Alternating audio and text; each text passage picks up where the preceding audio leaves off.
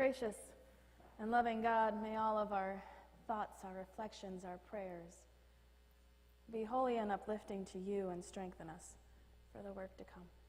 Amen.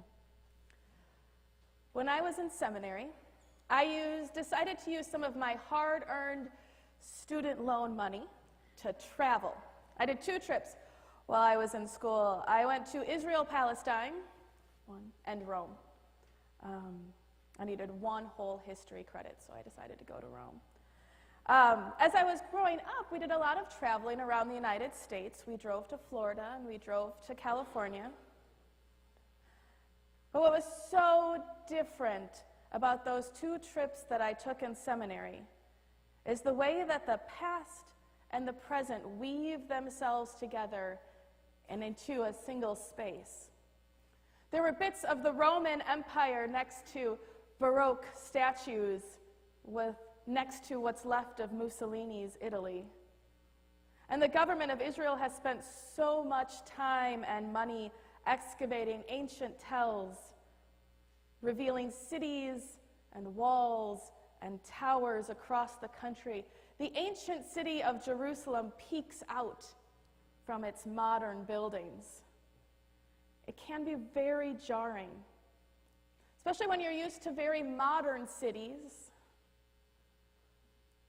here in the United States. While traveling and while seeing all these places, there were some that seemed particularly special. We stopped at the city of Dan when we were in Israel, Palestine. It'd be where the Jordan River starts and flows down. And there was something special about the altar there, and we stopped and we said some prayers. It may be the ancient stories we tell about the city of Dan. It may be the years of sacrifice that happened in that space. It may be the many people who arrived to worship there. There was something about that space. And there are many ways to describe this phenomenon. So today, in our pop culture references, the god Odin tells the lead character in American Gods, Neil Gaiman's book, also a television show, on their way to House on the Rock here in Wisconsin, and Odin described it thus: that the House on the Rock is a roadside attraction. It's one of the finest, which means it's a place of power. In other countries, over the years, people recognized places of power. Sometimes it would be a natural formation. Sometimes it would just be a place that was somehow special.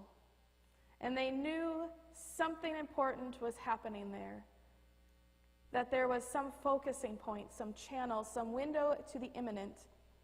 And so they would build temples or cathedrals or erect stone circles, or, well, you get the idea. And our protagonist says, there are churches all across the United States, though. So Odin continues, in every town, sometimes on every block, and as about as significant as dentist offices. No, in the USA, people still get the call, or some of them, and they feel themselves being called from the transcendent void, and they respond by building a model out of beer bottles of somewhere they've never visited, or by erecting a giant bat house in some part of the country that bats have traditionally declined to visit. Roadside attractions. People feel themselves pulled places where in other parts of the world they would recognize themselves, part of themselves that is truly transcendent, and buy a hot dog and walk around, feeling satisfied on a level they cannot truly describe, and profoundly dissatisfied on a level beneath that. I think back to those travels I did as a child in the United States, that there were places that draw people, and that they are sacred because they just are. The Celts call them thin places, the places where the divine connects with earth, where heaven touches, where the light breaks in. Did you know that the Dome on the Rock, the temple, or the mosque in Jerusalem, that used to be the Temple Mount, the place of the Jewish temple, has been a place of worship for thousands and thousands of years? Long before the Jewish people had an established religion, long before they settled in that region, people had gathered there for worship. There is something about that place, about that hilltop that led people. Perhaps it's a place where heaven and earth meet. And I think, although significantly less is written on this idea, that there are places that we as human make thin. That there are house churches in ancient Rome that became more established churches, that became cathedrals, that still exist today, and that there are 1,800 years of prayers spoken in those places. And while they may not have started as a sacred space, they are now. They have become so. The veil between us and the divine has been worn thin with prayers and devotions, with hopes and fears and community and feasting, which brings us to today. Sometimes I think we miss the sacred places. Perhaps they are just roadside attractions that we drive right by. Maybe we have built so much on top of them, that we have made so much noise around them that we no longer hear them call us. We no longer sense that there is something special here. And I don't think we have to. See, I have a slightly more expansive view of thin places. Because I believe that our Eucharist, our communion, our time at the altar is a thin space.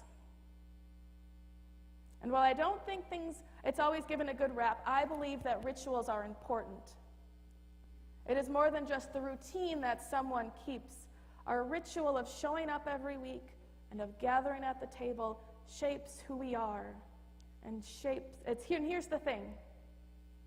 There are similar words spoken around the world when people gather at the altar. And there are similar words spoken throughout time when people come to the table. If you had your very own time and relative dimension in spaceship that could travel through time and space and translate all languages into something you might understand, we're going to call it a TARDIS for short, you would find that the early church participated in a ritual of communion in a way that you would understand. It'd be a little different, but it would be a lot the same too. You would find them gathered. You would find them greeting one another with words of reconciliation and peace and love. You'd be pouring the wine and breaking the bread. You would find those first Roman Christians in their house church, and then a larger church, and then cathedrals, praying the prayers, breaking the bread, and building community. The ritual is sacred because we've made it sacred. Because for 2,000 years, prayers have made it sacred. For thousands of years, we've been wearing thin these moments of communion. They are a time and a place where God breaks in, when the light shines through, when heaven and earth meet, if even just for a moment. And it connects us with all those who have said the prayers before, with all of those who say them with us now around the world, and everyone who is to come. Communion is more than just this gathered body. We celebrate World Communion Sunday to remind us that we are in communion with all those who gather around the table today, who say the prayer in new ways and tell the same ancient stories. We are in communion with those whose prayers established this ritual and who passed it on to us, with all of creation and all that has ever been. World Communion Sunday reminds us that we are stepping into a sacred and holy moment that has been prepared for us, that connects everything, and that we are preparing for the generations to come. And so, beloved community, I know you hear a lot, about the things that we can do and the ways that we participate in our faith in the acts of justice and mercy that we do on behalf of our faith in this broken world. But today I have a slightly different call for you. Today, take a moment, calm your hearts, quiet your mind, and listen for the call of the sacred that invites you into these moments, that leads you to build this community and draws you to the sacred. Amen.